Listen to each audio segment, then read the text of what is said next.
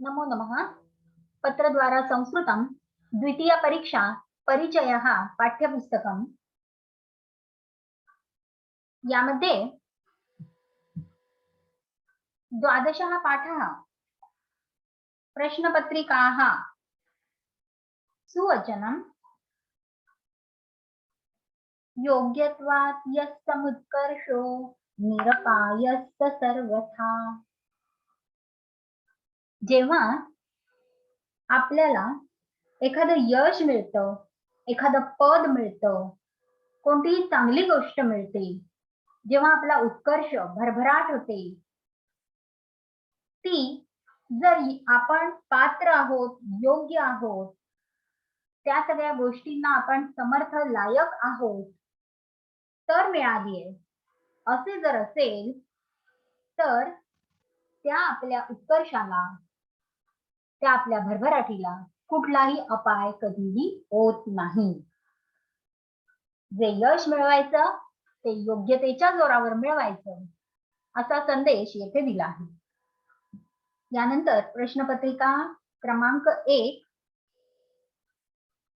आणि त्याची उत्तरं दिली आहेत. प्रश्नपत्रिका क्रमांक 2 सरावासाठी दिली आहे, त्याची उत्तरं दिली नाहीये.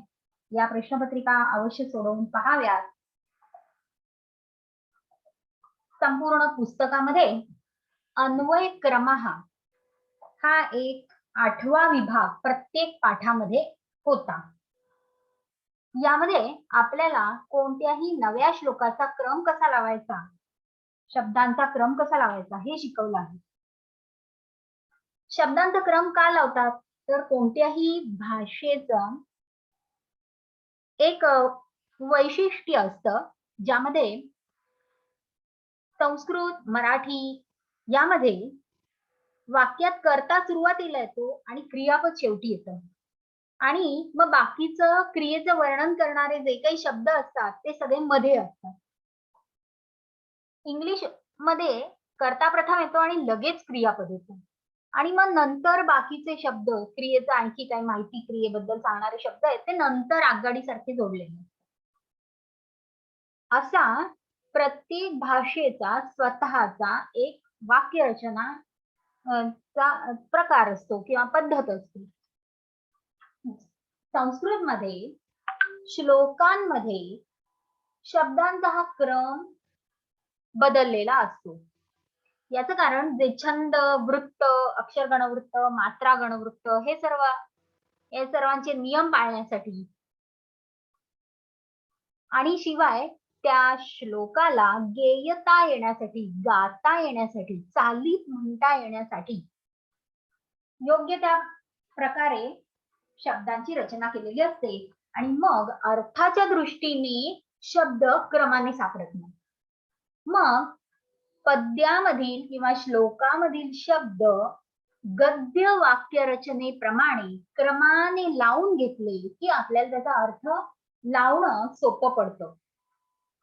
आणि म्हणून या अशा पद्धतीने क्रम लावणे, शब्दांचा क्रम लावणे म्हणजे आपल्याला अर्थ लावणं सोपं जाईल, याला अन्वय क्रम असं म्हणतात. आता अन्वय क्रम लावण्यासाठी सगळ्यात महत्वाची गोष्ट कोणती आहे तर आपल्याला दिलेल्या श्लोकातील शब्द सुटे सुटे करून घेणं महत्वाचं आहे. त्यासाठी त्याला पद विभाग असं म्हटलेलं आहे. पहिल्याच पाठामध्ये पान क्रमांक 23 अन्वय क्रम किंवा अन्वय पद्धती याची माहिती देण्यास सुरुवात केली आहे. पद विभाग करण्यासाठी प्रथम संधी सोडवणं आवश्यक असतं. संधींचे नियम या आपल्या परिचय पुस्तकात आपल्याला शिकवायला सुरुवात केलेली आहे.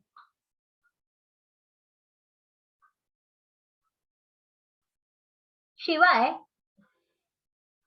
वाक्याचा क्रम लावून घेताना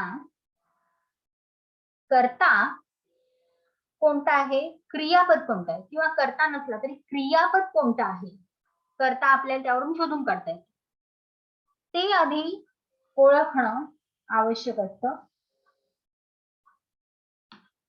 आपण या परिचय पुस्तकामध्ये स्वांत, ल्यबंत किंवा तुमंत, अव्यय पाहिली आहे.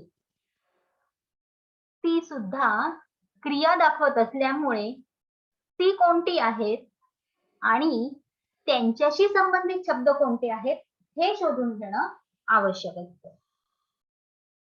आणखीन एक नियम आपण या परिचय पुस्तकात शिकलो तो म्हणजे विशेषण आणि विशेष्य यांचे लिंगवचन विभक्ती समान असतात.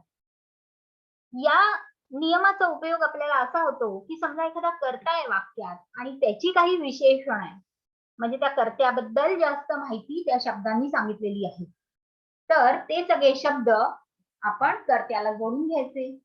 याप्रमाणे आणखी काही गोष्टींचही विशेषण वाक्यात आलेली असतील तर ती त्या शब्दांना जोडून घेता येतात. अशा प्रकारे विशेषण आणि विशेष्य यांचा नियम सुद्धा या अन्वय क्रमाला उपयोगी पडतो. आपल्याला या ठिकाणी पाठ क्रमांक 1 पान क्रमांक 24 चतुर्विंशतितमं पृष्ठ श्लोक दिलेला असा आहे, कूजंतम राम रामेति मधुरम मधुराक्षरम आरुह्य कविता शाखाम वंदे वाल्मिकी कोकिलम. आता या श्लोकामध्ये आपण शोधूया महत्वाचं क्रियापद आधी कोणतं आहे. वंदे हे क्रियापद दुसऱ्या ओळीत सापडत आहे. आता वंदे हे आत्मनेपदाचं उत्तम पुरुषाचं एकवचन आहे, म्हणजे अहम हाच करता त्या क्रियापदासाठी योग्य आहे. आता हा करता त्या श्लोकामध्ये दिलेला नाहीये, जरी नसला तरी वंदेचा अहम हाच एकच करता असू शकतो, दुसरा कुठलाही नाही. म्हणून त्यातलं महत्वाचं किंवा प्रधान किंवा मुख्य वाक्य आपल्याला सापडलं, अहम वंदे, मी नमस्कार करतो. आता नमस्कार करण्याची क्रिया करताना कोणती क्रिया करून मग ही क्रिया केली आहे, कथम असा प्रश्न विचारलाय. उत्तर आपल्याला लेबंताव्यय मिळाले, आरुह्य, आरोहण करून, चढून. कुठे? कविता शाखाम, कविता शाखेवर चढून, म्हणजे आरुह्यशी संबंधित शब्द आहे कविता शाखाम. आता अहम, मी, वंदे, नमस्कार करतो, कोणाला? ते कर्म आहे वाक्यातलं, ते शोधूया. आता वाल्मिकी कोकिलम, वाल्मिकी रूपी कोकिळाला मी नमस्कार करतो. आता हा वाल्मिकी रूपी कोकिळ कसा, ते वर्णन करणारे आणखी काही शब्द आले. आता हे शब्द म्हणजे उदाहरणार्थ कूजंतम, पूजन करणारा, कोकिळ पक्षी कसा? पूजन करणारा, म्हणजे पूजन करणारा हा शब्द विशेषण आहे कोकिल या शब्दाचा. म्हणून विशेषण आधी आणि मग विशेष्य या क्रमाने आपण वाक्याची रचना करणार, आणि म्हणून पूजंतम वाल्मिकी कोकिलम असं आपण लिहिलं. आता काय पूजन करतोय? राम राम इति मधुरम मधुराक्षरम, राम राम असं तो मधुर गोड आणि गोड अक्षरे असलेलं पूजन करतो आहे, आणि म्हणून हे सगळं वाक्य आपल्याला या क्रमाने मिळालं. राम राम इति मधुरम मधुराक्षरम पूजनदम वाल्मिकी कोकिलम, अशा प्रकारे. आता आपण दिलेल्या श्लोकातील सगळ्या शब्दांचा आपण अशा प्रकारे अर्थानुसार त्यांची रचना कशी, कोणाशी कोण संबंधित आहे हे लावून घेतलं. आता वाक्याचा क्रम असा होईल,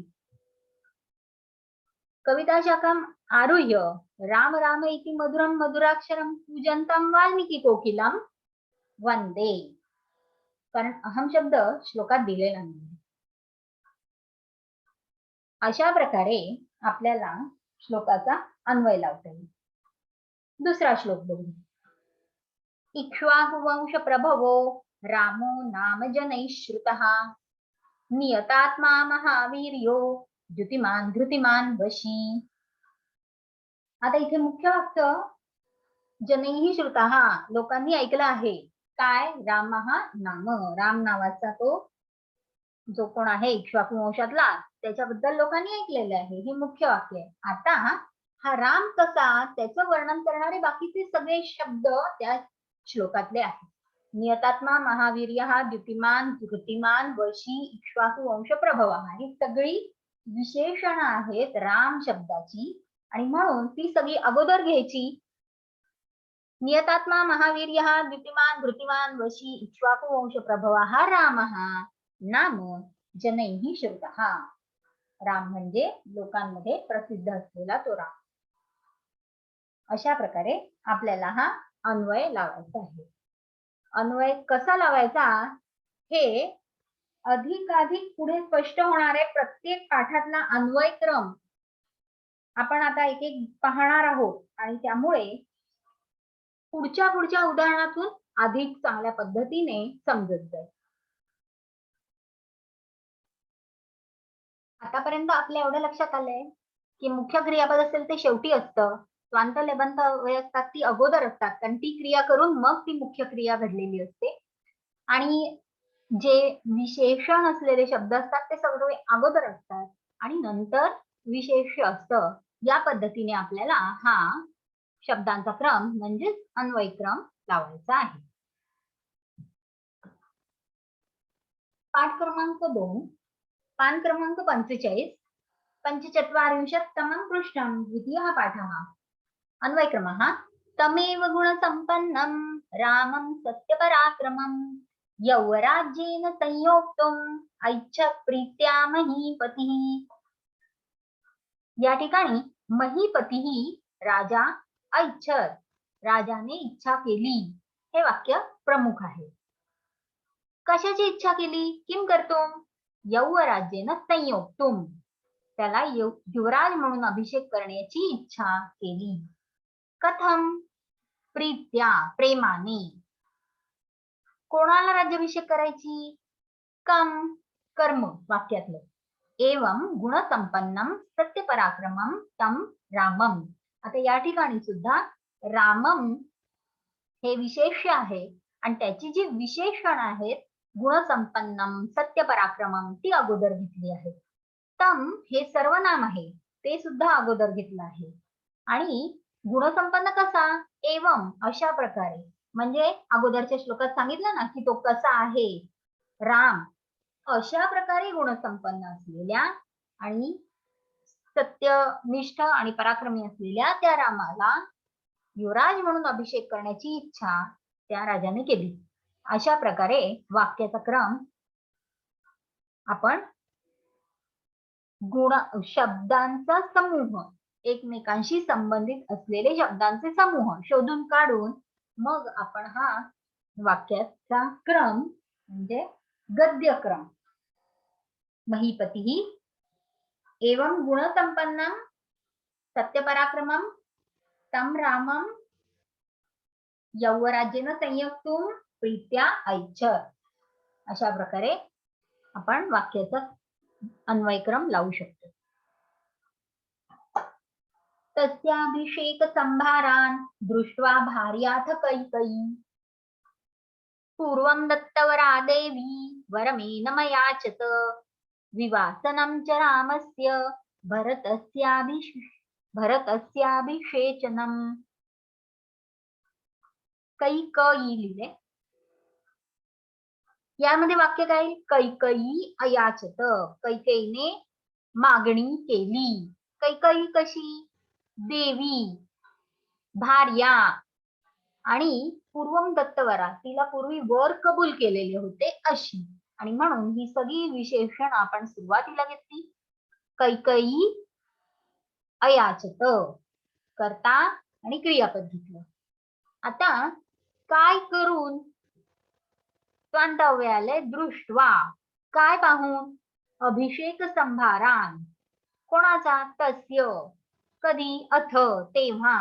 अथ तस्य अभिषेक संभारान दृष्ट्वा असा आपल्याला हा समूह मिळाला शब्दांचा. आता कर्म पाहूया की तिने मागितलं ना. काय मागितलं? ते कर्म वाक्यातील. एनम वरम हा वर मागितला. एनम सर्वनाम आहे ते अगोदर आणि मग वरम त्याच्याशी संबंधित शब्द. आता कसला वर? रामस्य विवासनम भरतस्य अभिषेचनम च.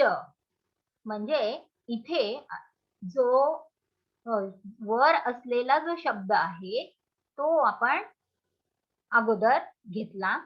एनंवरम हा वर.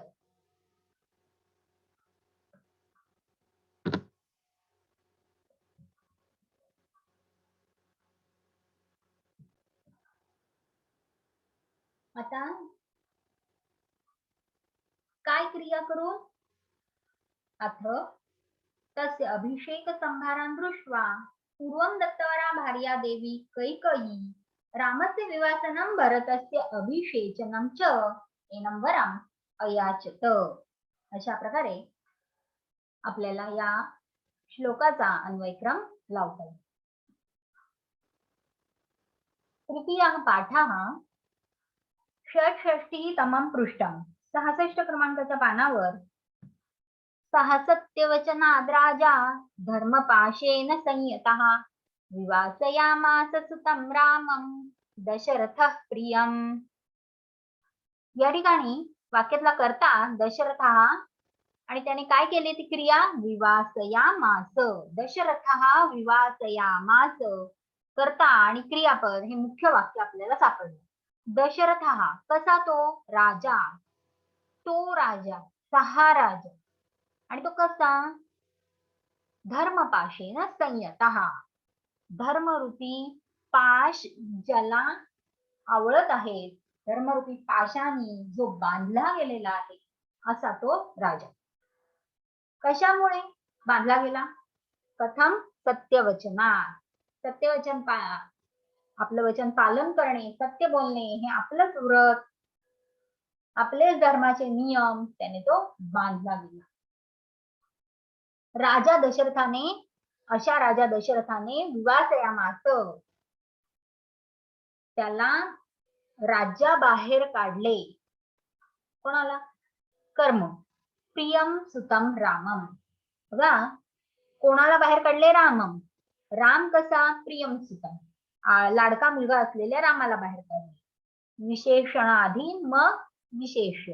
प्रियम सुतम राम. अशा प्रकारे आपल्याला शब्दांचा एकमेकांशी संबंध कळला. आता हे सगळं वाक्य आपण एकत्र जोडून घेऊया. धर्मपाशेन संयतः सः राजा दशरथः सत्यवचनात् प्रियं सुतं रामं विवासयामास. यानंतर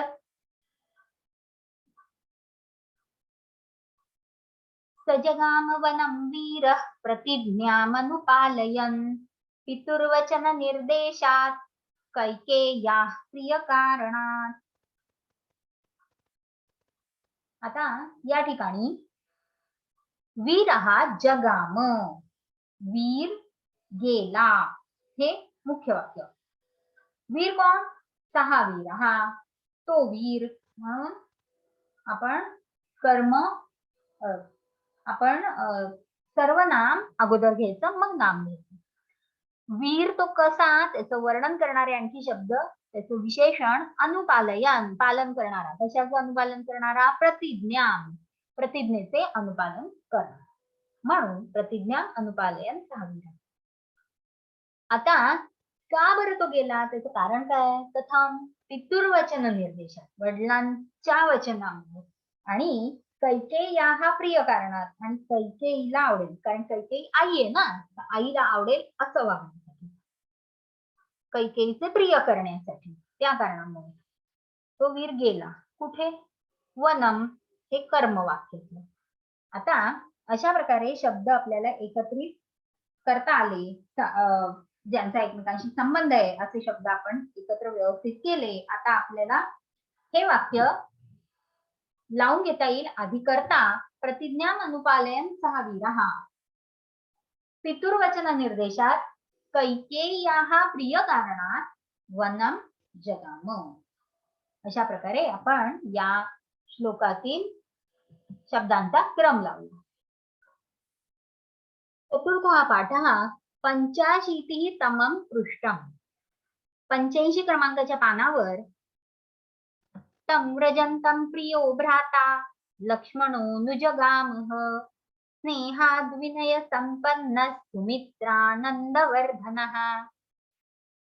आता या वाक्यात लक्ष्मण हा अनुजगाम हे मूळ वाक्य म्हणजे कर्ता आणि क्रियापद. लक्ष्मण हा अनुजगाम, लक्ष्मण मागोमाग गेला. लक्ष्मण कसा? प्रिय भ्राता, सुमित्रानंदवर्धन, विनय संपन्न, हे सगळे शब्द लक्ष्मण याचे विशेषण आहे, म्हणून ते अगोदर लिहून घेऊया. विनय संपन्न, सुमित्रानंदवर्धन, प्रिय भ्राता लक्ष्मण. आता कसा गेला? स्नेहा. आणि कोणाच्या मागून गेला? मागोमाग गेला. अनुजगाम. तम व्रजंतम हे वाक्यातलं कर्म. अशा प्रकारे हे वाक्य आपण आता क्रमाने लावू. विनय संपन्न, सुमित्रानंदवर्धन, प्रिय भ्राता लक्ष्मण, स्नेहात तम व्रजंतम अनुजगाम. द्वितीयः श्लोकः.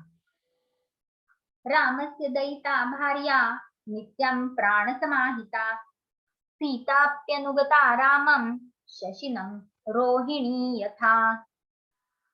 आता या वाक्यात मूळ मुख्य कर्ता आणि क्रियापद सीता अनुगता, आणि सीता अपि अनुगता, सीता सुद्धा गेली. सुद्धा हा शब्द ज्या गोष्टीवर आपल्याला जोर द्यायचा आहे वाक्यात त्या शब्दानंतर लगेच आला पाहिजे. म्हणजे सीता सुद्धा गेली म्हणजे काय? अगोदरच्या श्लोकात सांगितलं ना की लक्ष्मण गेला, तर सीता सुद्धा गेली, म्हणून सीता अपि अनुगता. आता ही सीता कशी, त्याचं वर्णन करणारी विशेषण त्याच्या अगोदर. हिता, प्राणसमा. प्राणसमा कशी? आणि ते पण नित्यम प्राणसमा. भार्या आणि दयिता. कोणाची? रामची. रामची दयिता भार्या. नित्यम प्राणसमा. हिता, सीता. हे सगळे शब्द असे क्रमाने मिळाले. आता कशी? शशिनम रोहिणी यथा. चंद्रालाच्या मागोमाग रोहिणी जाते तशी. मागोमाग गेली. कोणाच्या? कर्मवाक्यात रामम. आणि म्हणून वाक्याचा क्रम लावला की असं मिळेल. रामस्य दयिता भार्या नित्यम प्राणसमाहिता सीता अपि शशिनम रोहिणी यथा रामम अनुगता.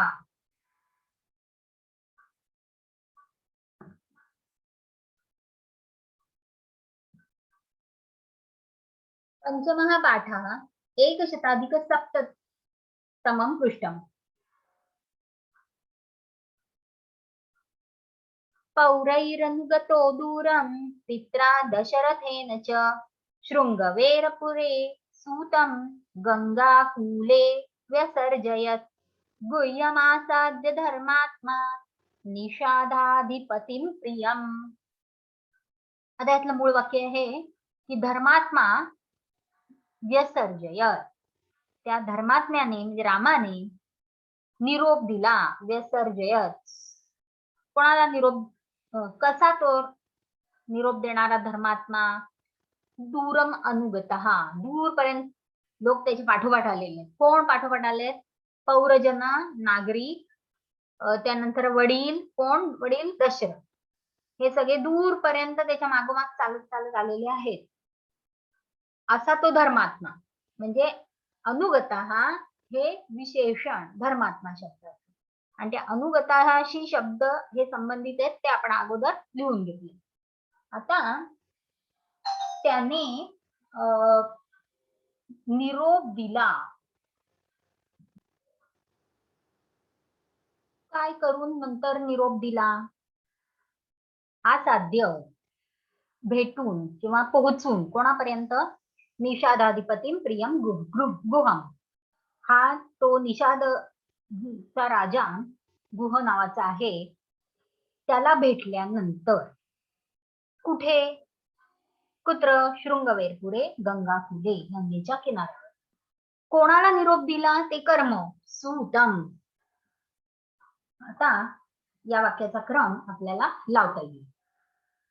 पौरैः पित्रा दशरथेन च दूरम अनुगतः धर्मात्मा निषादाधिपतिं प्रियं गुहम् आसाद्य शृंगवेरपुरे गंगाकूले सूतं व्यसर्जयत्। चित्रकूटमनुप्राप्य भरद्वाजस्य शासनात् रम्यमावसखं कृत्वा रममाणा वने त्रयः देवगन्धर्वसङ्काशास्तत्र ते न्यवसन् सुखम्। ते न्यवसन हे मूळ वाक्य, ते राहू लागले. आता ते यांच्याबद्दलची अधिक माहिती. कसे ते? त्रयः तीन. देव गंधर्व संकाशाः देव आणि गंधर्व यांच्या तोडीस तोड. आणि ते कसे? रममाणाः ते रममाण झालेले, निसर्गामध्ये निसर्गाच्या सानिध्यात खुश झालेले. आता काय केल्यानंतर? अनुप्राप्य पोहोचल्यानंतर. कुठे पोहोचल्यानंतर? चित्रकूटम चित्रकूटावर. आणि काय करून? कृत्वा आवसथम छोटीशी कुटी किंवा निवासस्थान तयार करून. कसं आहे निवासस्थान? आवसथम च विशेषण रम्यम. आणि ते तेथे राहू लागले. कसे? सुखम सुखाने. बर, चित्रकूटावर ते कसे आले? भरद्वाजस्य शासना. अशा प्रकारे या शब्दांचा क्रम लावून घेतला. आता ते कोठे राहू लागले हा जो प्रश्न आहे त्याचं उत्तर तत्र वने, तेथे वनात राहू लागले. आता आपल्याला हे सगळे शब्द क्रमाने लावता येतील. रममाणाः देवगंधर्व संकाशाः त्रयः ते भरद्वाजस्य शासनात् चित्रकूटम अनुप्राप्य रम्यम आवसथं कृत्वा सुखम तत्र वने न्यवसन. अशा प्रकारे वाक्याचा क्रम आपल्याला लावता येईल.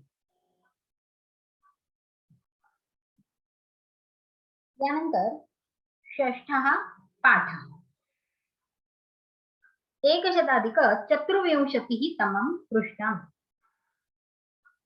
चित्रकूटं गते रामे पुत्र शोकातुरस्तथा राजा दशरथ स्वर्गं जगाम विलपन् सुतम्.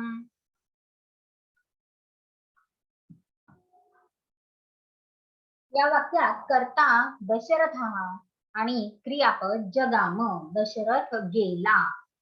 कसा दशरथ? दशरथ आहे राजा आणि तो पुत्र शोकाने आतुर झालेला, व्याकुळ झालेला, पुत्र शोकातुर आणि मुलासाठी विलाप करणारा, सुतम विलपन. म्हणून हे सगळे विशेषण आपण अगोदर घेऊया. कुत्र जगाम? स्वर्गम जगाम, स्वर्गाला गेला हे कर्म. कदा? कधी? तथा चित्रकूटम गते रामे. आता ही संस्कृत मधली एक विशिष्ट प्रकारची वाक्यरचना आहे की जेव्हा एक क्रिया घडली, त्याचा परिणाम म्हणून दुसरी क्रिया घडली, तर पहिल्या क्रियेचे शब्द सप्तमी मध्ये दाखवले जातात. त्याला सती सप्तमी असं म्हणतात. ती वाक्यरचना इथे आहे, गते रामे किंवा रामे गते. आता हे वाक्य रामे चित्रकूटम गते अशा प्रकारे आपण क्रमाने करून घेतलं तर जेव्हा राम वनाला चित्रकूटाला गेला तेव्हा असा अर्थ त्या वाक्याचा मिळतो. जेव्हा तेव्हा हे वाक्य आपल्याला सांगता येतं. आणि म्हणून हे शब्द आपण अगोदर घेऊ शकतो. तथा चित्रकूटम गते रामे किंवा तथा रामे चित्रकूटम गते पुत्र शोकातुरः सुतं विलपन् राजा दशरथः स्वर्गं जगाम. गते तु तस्मिन् भरतो वसिष्ठ प्रमुखैर्द्विजैः नियुज्यानो राज्याय नैच्छद्राज्यं महाबलः. आता या श्लोकामध्ये भरतः न ऐच्छत् असा मूळ आपल्याला त्या वाक्य त्या श्लोकातलं मिळतंय. संस्कृत मध्ये न क्रियापदाच्या अगोदर लिहितात. मराठीमध्ये नाही हा शब्द क्रियापदाच्या नंतर असतो, परंतु संस्कृत मध्ये मात्र न अगोदर आणि मग क्रियापद असतं. भरतः न ऐच्छत्. आता हा भरत कसा? महाबलः. आणि राज्याय नियुज्यानः, राज्यासाठी ज्याची नियुक्ती केली गेली आहे असा. कोणाकडून नियुक्ती केली गेली? वसिष्ठ प्रमुखैहि द्विजैहि. अशा प्रकारे हे शब्द आपण क्रमाने लावून घेतले. आता भरतः न इच्छा, भरताने इच्छा नाही केली. कशाची? राज्यम ते वाक्यातलं कर्म आहे. आणि मगाशी जशी होती वरती आपल्या श्लोकात जशी रामे चित्रकूटम गते ही रचना होती तशी ते तस्मिन गते, तो गेला असता, जेव्हा तो गेला तेव्हा, अशी ही सतीसप्तमीची वाक्यरचना आपल्याला मिळते. वाक्याचा आता क्रम असा लावता येईल. तस्मिन गते तू वसिष्ठ प्रमुखैहि द्विजैहि राज्याय नियुज्यानः महाबलः भरतः राज्यं न ऐच्छत्.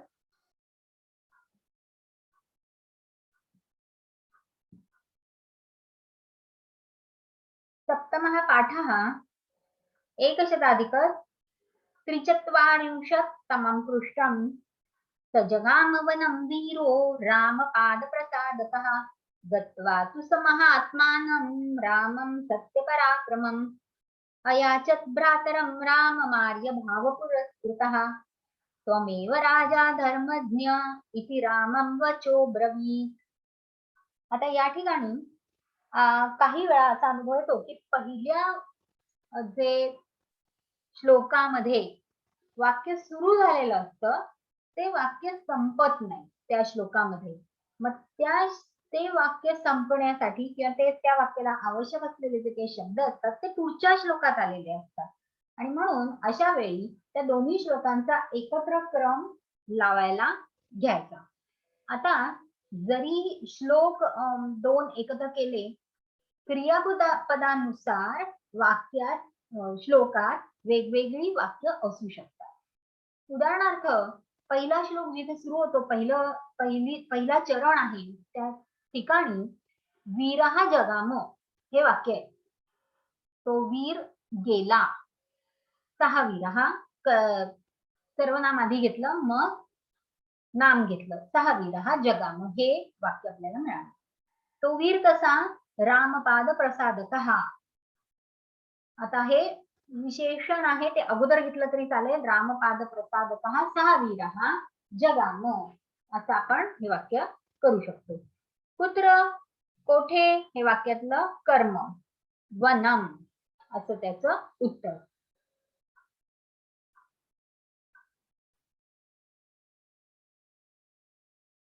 यानंतर दुसऱ्या श्लोकाचा जो पहिला चरण आहे त्यामध्ये आपल्याला मिळतं अयाचत हे क्रियापद. त्याने मागणी केली किंवा विनंती केली. तो कसा? आर्यभाव पुरस्कृतः. इथे हे विशेषण आहे म्हणून आपण ते घेतलं. सहा हा शब्द पहिल्या श्लोकात आलेला होता तोच इथे पुन्हा आहे. त्याने याचना केली, त्याने मागणी केली, त्याने विनंती केली. आता कधी? त्याच्या अगोदर काय केलं त्याने? गत्वा जाऊन. कुठे गेला तो? महात्मानं सत्यपराक्रमम रामम गत्वा. रामम गत्वा, राम कसा? महात्मा आणि सत्यपराक्रम हे दोन शब्द रामचे विशेषण म्हणून ते अगोदर लिहिले. आता कोणाकडे विनंती केली? रामाकडे. भ्रातरम रामम ते वाक्यातलं कर्म. अशा प्रकारे पहिलं वाक्य आपल्याला मिळालं होतं रामपाद प्रसादतः सहा वीरहा वनम जगाम. दुसरं वाक्य आपल्याला मिळालं आर्यभाव पुरस्कृतः महात्मानं सत्यपराक्रमम रामम गत्वा तू भ्रातरम रामम अयाचत. यानंतर तिसरं वाक्य आपल्याला एक मिळतं ज्याचं क्रियापद आहे अब्रवीत. कुठे आहे? चौथ्या चरणाच्या शेवटी अब्रवीत. सहा अब्रवीत हा सहा शब्द आपल्याला पहिल्या श्लोकात पहिल्या चरणात घ्यायला हवा. तो म्हणाला, काय म्हणाला? त्वमेव राजा धर्मज्ञ इति. हे त्याचं वाक्य जसे तसं की तूच राजा धर्मज्ञ आहेस असे शब्द वचहा तो म्हणाला. हे वाक्यातलं कर्म. कोणाला म्हणाला? रामम, रामाला म्हणाला. हे पण वाक्यातलं कर्म. आणि म्हणून त्वमेव राजा धर्मज्ञ इति वचहा रामम अब्रवीत. सहा हा शब्द अगोदर लिहिला तरी चालेल. अशा प्रकारे दोन श्लोक आपण एकत्र केले तेव्हा आपल्याला 3 वाक्य तयार करता आली. हेच आपण जर फक्त पहिला श्लोक बघितला असता तर 6 जगामध्ये हे क्रियापद मिळालं, हे वाक्य मिळालं, परंतु रामाकडे जाऊन पुढे काय ते पहिल्या श्लोकात कळत नाही. दुसऱ्या श्लोकात त्याने रामाला विनंती केली हे दुसऱ्या श्लोकाच्या पहिल्या चरणात होतं. म्हणून श्लोकाचा दोन्ही श्लोकांचा मिळून अन्वय लावायचा आणि अर्थ लावता येतो. अष्टमः पाठः एकशताधिक त्रिषष्टिः तमं पृष्ठम्। रामोऽपि परमोदारः सुमुखः सुमहायशाः न चैच्छत् पितुरादेशाद् राज्यं रामो महाबलः। आता या ठिकाणी आपल्याला राम हा कर्ता दिसतोय वाक्यातला आणि न ऐच्छत हे आपल्याला क्रियापद दिसत आहे. च ने वाक्य जोडलं जातं. च म्हणजे आणि ते जेवढे शब्द जोडायचे ते झाल्यानंतर शेवटी तो च येतो. आता राम कसा परमोदारः सुमुखः सुमहायशाः महाबलः राम.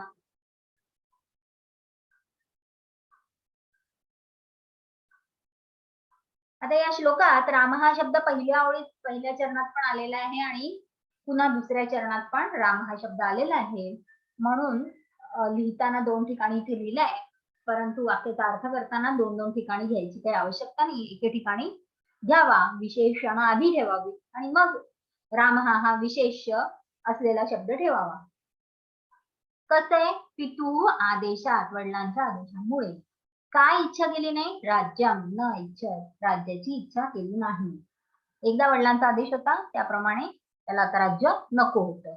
भरताला पण नको होतं, रामाला पण नको होतं. म्हणून राम हा नंतर अपि शब्द आलाय, कारण अगोदरच्या श्लोकामध्ये भरता हा न इच्छत असं वाक्य होतं, तर आता राम हा अपि न इच्छत रामाला सुद्धा नको होतं, म्हणून सुद्धा शब्द रामाला सुद्धा राम शब्दानंतर लगेच अपि शब्द आला पाहिजे. आता राम परमोदारः सुमुखः सुमहायशः महाबलः रामः अपि पितुः आदेशात राज्यं न च ऐच्छत्. असा वाक्याचा आपल्याला क्रम लावता येईल.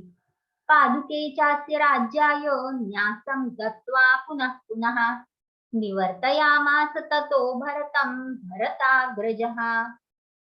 आता इथे वाक्य मिळालं भरताग्रजः निवर्तयामास. भरताचा जो मोठा भाऊ आहे अग्रज म्हणजे राम, त्याने परत पाठवले, निवर्तयामास माघारी फिरवले. कोणाला? भरतम. हे वाक्यातलं कर्म, भरताला माघारी पाठवले. भरताच्या मोठ्या भावाने म्हणजे रामाने भरताला परत पाठवले. कसं? आधी काय करून? दत्वा देऊन. काय दिलं? न्यासम न्यास म्हणून ठेवायला दिलं. काय दिलं? पादुके आपल्या पादुका त्याला दिल्या. कशासाठी? अस्य राज्याय त्याच्या या राज्यासाठी. ततः तेव्हा. आणि पुन्हा पुन्हा एकदा माघारी वळवलं तर तो लगेच गेला नाही, पुन्हा पुन्हा त्याला पाठवावं लागेल. म्हणून क्रियापदाला जोडून हा शब्द पुन्हा पुन्हा हा शब्द आला पाहिजे. आता वाक्याचा क्रम होईल भरताग्रजः ततः अस्य राज्याय पादुके न्यासं दत्त्वा पुनः पुनः भरतं निवर्तयामास.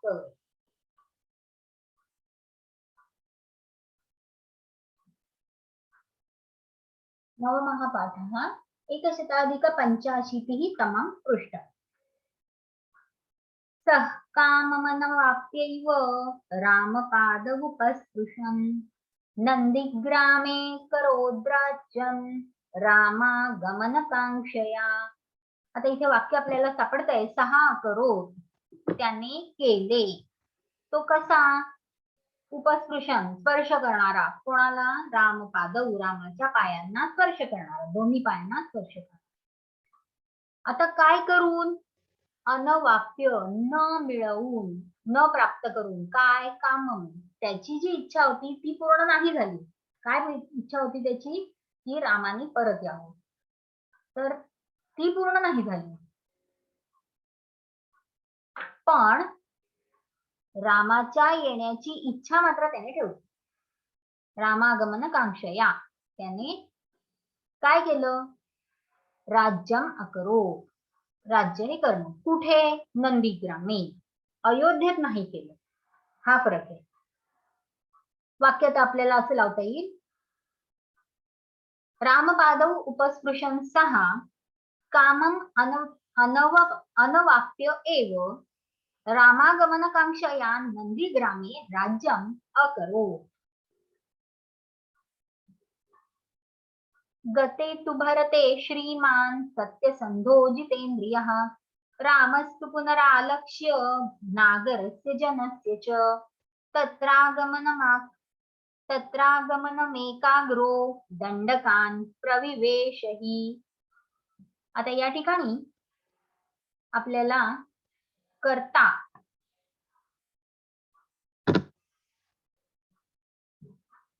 रामः प्रविवेश हे वाक्य मिळालं. क्रिया आहे, रामाने प्रवेश केला. कसा आहे हा राम? हा राम आहे एकाग्रह, जितेंद्रिय, सत्यसंध आणि श्रीमान. मग ही सगळी विशेषण आपण अगोदर लिहिली आणि मग आपण राम हा शब्द लिहिला. आता काय करून? आलक्ष्य, असा अंदाज घेऊन किंवा असा विचार करून. काय? आगमनम, की इथे आगमन होईल. कोणाचं? नागरस्य आणि जनस्य, नगरातल्या लोकांचं. पुन्हा कुठे? इथे, तत्र. हा विचार करून रामाने प्रविवेश परत प्रवेश केला. कुठे? दंडकान, दंडकारण्यामध्ये. हे वाक्यातलं कर्म. आता कधी? गते तु भरते. आता आपण बघितलं सती सप्तमी मध्ये, म्हणजे एक क्रिया झाली असता दुसरी क्रिया होते, असं जेव्हा वाक्यात सांगितलेलं तेव्हा सप्तमीत असतात ते शब्द, त्याला सती सप्तमी असे म्हणतात. भरत जेव्हा गेला तेव्हा, असा या वाक्याचा अर्थ. आता आपण क्रम लावूया. श्रीमान सत्यसंधः जितेंद्रियः एकाग्रः रामः पुनः नागरस्य जनस्य च तत्र आगमनम आलक्ष्य दंडकान प्रविवेश. हे वाक्य आपल्याला मिळालं. आणि भरते गते तू ही क्रिया अगोदरची आहे, म्हणून सुरुवातीला ते घेऊया. भरते गते तू श्रीमान सत्यसंधः जितेंद्रियः एकाग्रः रामः पुनः नागरस्य जनस्य च तत्र आगमनम आलक्ष्य दंडकान प्रविवेश. दशमः पाठः. द्विशताधिक पंचमं वाक्यं, पंचमं पृष्ठम्. प्रविश्य तु महारण्यं रामो राजीवलोचनः विराधं राक्षसं हत्वा शरभंगं ददर्शः सुतीक्ष्णं चाप्यगस्त्यं च अगस्त्य भ्रातरं तथा.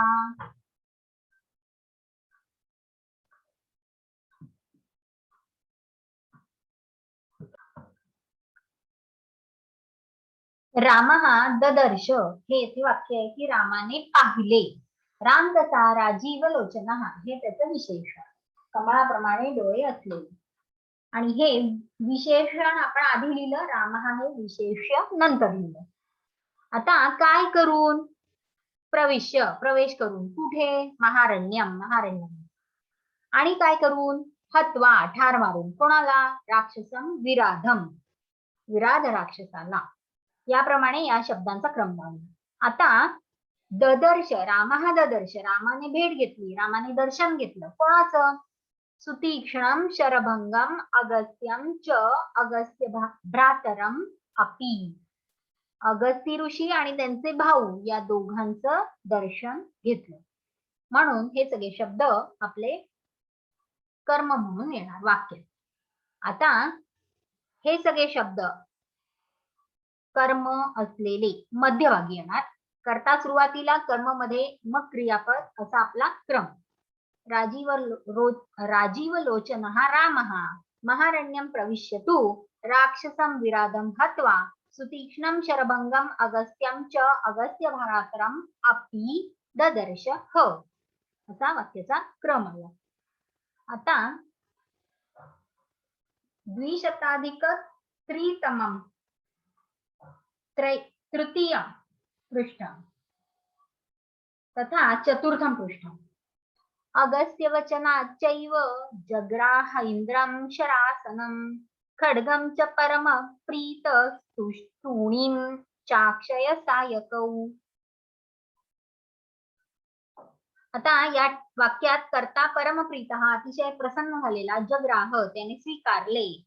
कसे? अगस्त्य वचनात, अगस्त्य ऋषींच्या सांगण्यामुळे. काय स्वीकारलं? ऐंद्रम शरासनम खड्गम तूणी अक्षय सायकौ च, हे सगळं त्यांनी स्वीकारलं. आणि म्हणून क्रम असा लावता येईल, परमप्रीत अगस्त्य वचनाच ऐंद्रम शरासनम खड्गम तूणी अक्षय सायकौ च जग्राह.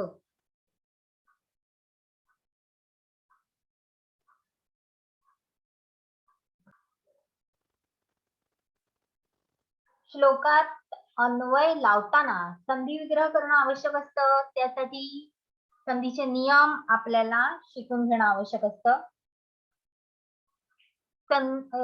शब्दांचा अभ्यास म्हणजे विशिष्ट प्रत्ययांत शब्द, जसे शत्रुशानश प्रत्ययांत शब्द, त आणि तवतू प्रत्ययांत शब्द, कृत्याः म्हणजे तव्यत अनियर प्रत्ययांत शब्द, ह्या सगळ्यांचा अभ्यास व्हावा लागतो. हा सगळा अभ्यास आपण पुढच्या परीक्षांमध्ये करणार आहोत. आणि म्हणून अन्वय क्रमाचा हा जो भाग आहे, आता आपल्याला परिचय करून दिलाय.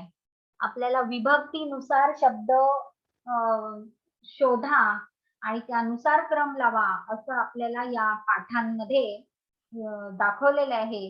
विशेषतः 6व्या पाठापासून आपल्याला विभक्ती शोधा, शब्दांची क्रियापद शोधा, कुठल्या स्वांत किंवा ल्यबंताशी कोणता शब्द संबंधित आहे ते शोधा. अशा पद्धतीने क्रमाक्रमाने आपल्याला अन्वय कसा लावायचा आहे ते शिकवलं आहे. पान क्रमांक 144 वर त्यांनी करून दाखवलाय एक तक्ता की विभक्ती आणि क्रियापद हे ओळखायचंय. किंवा पान क्रमांक 164 वर आपण जसं लिहितो, हाती लिहितो, तसं प्रथमा द्वितीया विभक्ती शोधून त्याचा अर्थ लावून त्याचा क्रम लावणे या पद्धतीने दाखवलेला आहे. आणि त्याचा अधिक अभ्यास आपण पुढच्या परीक्षांना पण करणार आहोत. धातुसाधित विशेषणांचा अभ्यास आपला आणखी होणार आहे, संधींचा अभ्यास आणखी होणार आहे. आणि त्यामुळे आपल्याला अन्वय क्रम पुढच्या परीक्षांना अधिक सविस्तर आणि अधिक चांगल्या प्रकारे आपल्याला समजणार आहे.